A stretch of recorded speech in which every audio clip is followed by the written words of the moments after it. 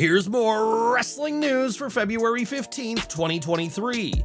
And we're starting off with Cody Rhodes, and it was at AEW Revolution 2020 that he debuted his striking neck tattoo that everyone had an opinion about online. The very large, very prominent piece of ink would become one of the biggest talking points coming out of Revolution, but Vince McMahon clearly missed that show. While speaking to Ariel Helwani, Cody Rhodes explained his meeting with Vince McMahon about his WWE return and said McMahon had plans for WWE to create their own logo for the American Nightmare. Did Vince say anything about the neck tattoo? No, there's a fun moment where I had such a great conversation with him.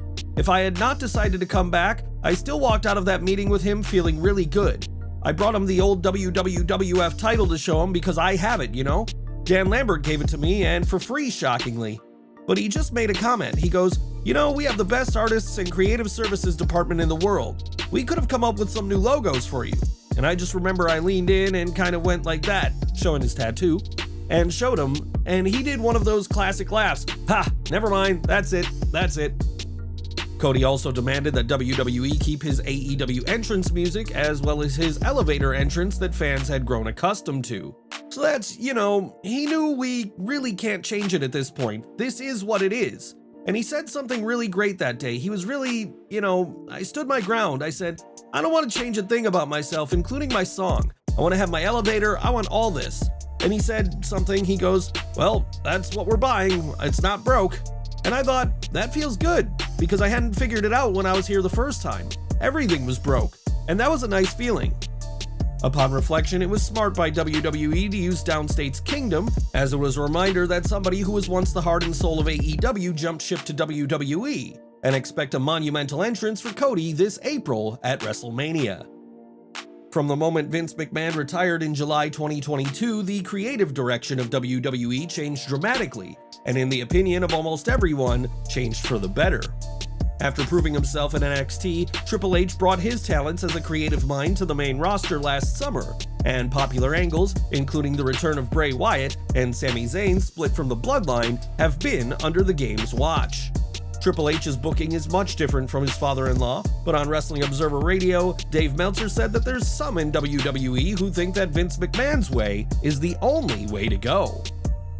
It's so funny that with Vince created, I would say, a group of writers who do not understand, because like when Tony Khan would have the local guy win, I know some of the writers were like, Tony doesn't even know that you always beat the guy in his hometown for heat. They were taught that there's only one way to do it, even though, it's just Vince and how he does it. There's more than one way to do this business. There's probably 50 correct ways, but because people have only watched one company and one guy's vision, they think all these other ways that are correct are not correct because Vince never did them. That was one of the ones as far as beating someone in their hometown. Meltzer recalled how JR used to fear doing shows in his home state of Oklahoma, as McMahon would find a way to humiliate him.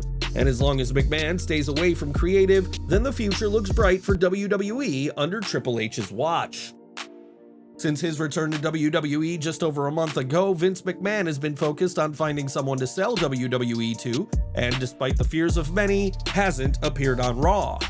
McMahon hasn't appeared on TV, and given the controversy surrounding him, it's not hard to see why, but one storyline has reportedly been inspired by the chairman. Speaking on his show, Meltzer brought up the current Chelsea Green angle, in which she is making a series of over-the-top or downright false complaints about Adam Pearce. Meltzer acknowledged the idea that there's a comparison to be made between this angle and McMahon and the idea of a woman falsely accusing a man in a position of power for their own ends. WWE has used real life as inspiration for storylines in the past, and while WWE will certainly not admit to doing so in this case, Green's angle is seemingly inspired by the man on top. Over to NXT now, as Grayson Waller made his return this week following a 7-day suspension stemming from his actions on the post-Vengeance Day media call. During the call, Waller confronted Shawn Michaels and was clearly angry after losing to NXT champion Braun Breaker in a cage match, and now Waller is in more trouble. After losing his NXT return match to Tyler Bate, Waller confronted Michaels backstage again, and HBK ordered the Australian's removal from the building. WWE aired footage of Waller being escorted out of the Performance Center, and in a promo, he said that Michaels should be thanking him for his presence. On Real Radio Monsters, Waller added that it was sad to be treated this way by his childhood hero, and added, he's corporate now. Nah. He's a bit of a corporate stooge now, and he didn't like what I said, and now I've been suspended. Waller went on to say in the interview that his experience with Michaels is a sign to never meet your idols, and speculated that Shawn is struggling because I'm who he used to be. If you listened to Keeping It 100, you'll know that wrestling veteran Konnan has never shied from sharing his opinion on today's product. Recently, Konnan said that he has heat with Konosuke Takeshita after the AEW star used a frog splash in El Paso as a tribute to Eddie Guerrero. He said, "Well, Takeshita, he's got heat with me. He was lucky he wasn't in El Paso, because when he went up and he did the fucking Eddie Guerrero thing for the frog splash, you're not Mexican, dude. I don't care. Stick to your nationality." This rant got the attention of another AEW star, as in a tweet, Miro said that Konnan wouldn't last 10 seconds in the ring with Takeshita. Eddie Guerrero remains beloved by fans to this day, and his tale of overcoming personal demons to succeed is one that resonates with fans, but it's evident that Konnan and Miro have differing views on how Latino heat should be remembered. Dwayne "The Rock" Johnson has spent years as a leading man in Hollywood and has been everything from a tooth fairy to the morally ambiguous protagonist of Black Adam. Even at 50 years old, The Rock isn't slowing down when it comes to taking on new roles, and he may next be stepping into one of Disney's most beloved franchises. According to Inside the Magic, rumors have suggested that The Rock could be replacing Johnny Depp in the Pirates of the Caribbean franchise after Depp's exit from the series. Depp played the popular Captain Jack Sparrow for 5 films in the series, but was dropped due to the assault and abuse allegations made by Amber Heard. Whether or not The Rock will end up replacing Johnny Depp in the franchise is impossible to say at this time, as Disney themselves have yet to confirm anything. But don't be surprised if the Brahma Bull sails the 7 seas soon enough. Do you think The Rock would be good for the Pirates franchise? Or would you prefer to see Depp return as Captain Jack Sparrow? Since his 2020 release, Matt Cardona has come a long way, as the former Zack Ryder is now a main event player on the independent scene. In addition to the indies, Cardona has worked with both Impact Wrestling and the NWA, and has held gold in both promotions, and isn't interested in a WWE return. In the weeks running up to the Royal Rumble, Cardona teased a surprise return in the Men's Rumble match, but as he explained on the Pro Wrestling Boom podcast, Cardona isn't working hard for a WWE return. "I've been saying since I got released from WWE, it's not my goal to get back there. I'm not doing things, what can I do to get WWE to notice me? No, I'm trying to create my own path, but at the same time, I'd be lying if I said I never wanted to have another WrestleMania moment or wrestle in Madison Square Garden. Of course I do. I lived my dream for over a decade, and I wouldn't be where I am today without WWE. I said it before, that WWE was my developmental, and that's not a shot at WWE. They truly taught me how to be a superstar, and that is why I'm thriving in places like NWA, Impact, GCW, and all these other independents." Cardona may not have become a name like John Cena or The Rock in WWE, but he had a lengthy career with a smattering of championship gold. And would you like to see Cardona back in WWE? Or should he stay away and avoid being lost in the shuffle of a massive roster? We've got some legal news now, as it was in 2019 that a WWE vehicle was involved in a traffic accident, allegedly injuring Jackson Parsons. It wouldn't be until June 2021 that Parsons would file a lawsuit against WWE, alleging that a car driven by company employee Gayton Thomas, who was on the clock with WWE at the time, hit Parsons while he was riding his bike. There's now been an update, as PW Insider reports that WWE is set to go to trial on February 27th before the Florida Middle District Court. In their legal paperwork, WWE described Thomas as an independent contractor engaged by the company, a title they use for many working in WWE, including the on-screen talent.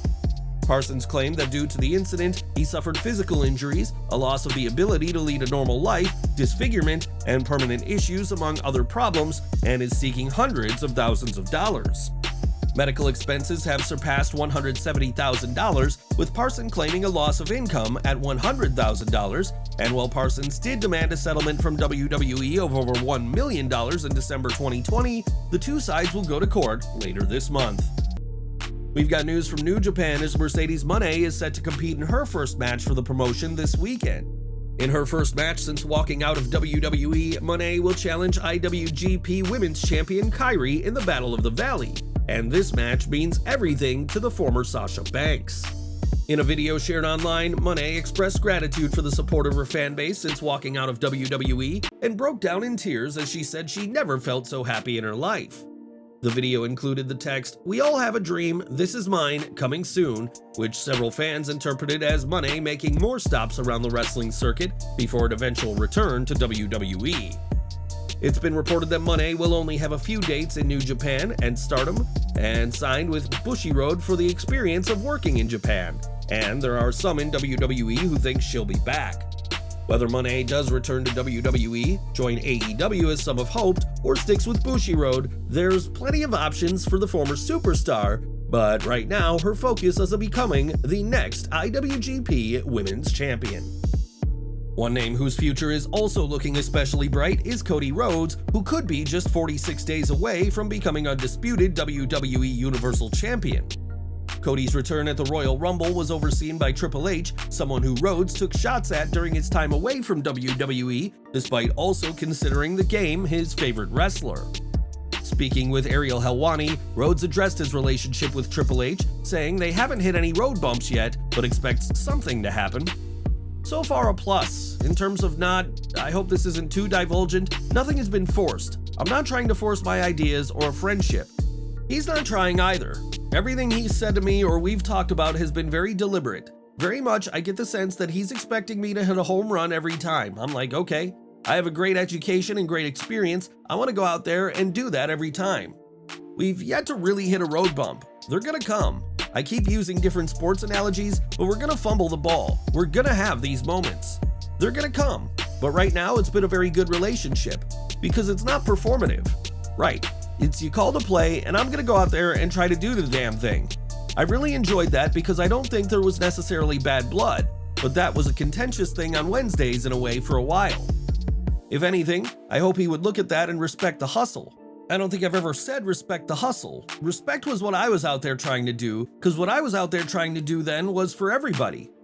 Cody has said that he does not regret taking shots at Triple H during his WWE absence, and while the American Nightmare has been exceptionally booked so far, we'll have to see if Rhodes fumbles the proverbial ball. Over to AEW now as Dax Harwood and Cash Wheeler are on a hiatus from the promotion, and there's no word on when they'll be back. Given that their original AEW deals are set to expire this April, many believe we've seen the last of FTR under Tony Khan, but is a return to WWE possible? On Instagram stories, Harwood shared a photo of the bottle of tequila he was planning to enjoy, but Eagle-eyed fans spotted what appears to be some paperwork with the WWE logo. In a tweet, Harwood shared the same image, but made sure to crop out the WWE paperwork, adding more speculation that this logo wasn't meant for fans to see. FTR, aka The Revival, excelled under Triple H's leadership in NXT, and would likely do the same now on the main roster if brought back by the game. With that said, Harwood claimed during a recent episode of his podcast that Vince McMahon's return has made them question a WWE return, and what do you think is next for FTR? Before returning to WWE last April, Cody Rhodes spent 3 years as part of AEW, working alongside Kenny Omega and the Young Bucks as the EVPs of the company. In 2021, rumors were floated around that the group didn't get along and weren't even talking to each other, and given that Rhodes left not long after, many saw his exit as proof behind these claims. While speaking on the MMA Hour with Ariel Helwani, Rhodes talked about his time in AEW and refuted the rumors of heat, saying his bond with the Elite exists to this day. "I had a great relationship with Matt, Nick, and Kenny, still do. It definitely was tested by being young executives. It was tested by having different opinions on wrestling, but our different opinions is what made it strong. That's what made us work. I want to do Crockett and Old School, and they want to do PWG and West Coast, and damn, I loved it. That contention is what made us bond. We're bonded forever because of the things we did."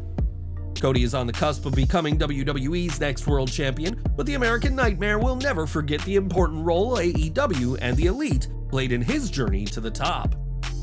In the long list of companies and parties potentially interested in buying WWE, Tony Khan's name sticks out to wrestling fans. Already the owner of AEW and Ring of Honor, Khan buying WWE would be a monumental acquisition, but how would Khan handle his new roster? Tony Khan has already received criticism for his handling of the AEW roster since buying ROH, and speaking on Bex and Buster, Khan said that he'd do a brand split if he added another wrestling company to his collection. Khan did clarify though that he is very happy with AEW and ROH and the crossovers that exist between them, so he's not planning a defined roster split just yet. It is believed that if Tony and his father Shahid Khan bought WWE, they would need a financial partner to make the deal, and then there's the question as to whether Vince McMahon would even sell to them. McMahon has said that he will do what's in WWE's best interest, but his ego may prevent him from selling to the Khans. And how do you think that Tony Khan would have managed WWE's current roster? And we're ending with Tammy Sytch, who was arrested and charged with manslaughter last year, stemming from the death of 75-year-old Julian Lassiter in a 3-vehicle collision. Sytch spent most of 2022 behind bars due to the incident, which she has pled not guilty to, and don't expect to see her out and about anytime soon. PW Insider reports that Sytch is nowhere close to getting out of jail, as her trial has been pushed back to March 23rd at her attorney's request. Several witnesses to the incident haven't had the chance to tell their side of the events yet, meaning the case could get pushed back even further. The 50-year-old Sytch is facing 1 count of DUI causing death, DUI manslaughter, a felony in the first degree, 1 count of causing death while operating a vehicle with a suspended or revoked driver's license, a felony in the 3rd degree, 4 counts of DUI causing injury to a person, and 3 counts of DUI causing damage to property. Sytch was once a star of wrestling as the popular Sunny, but her life after wrestling has been controversy after controversy, and we'll continue to follow this case for further updates.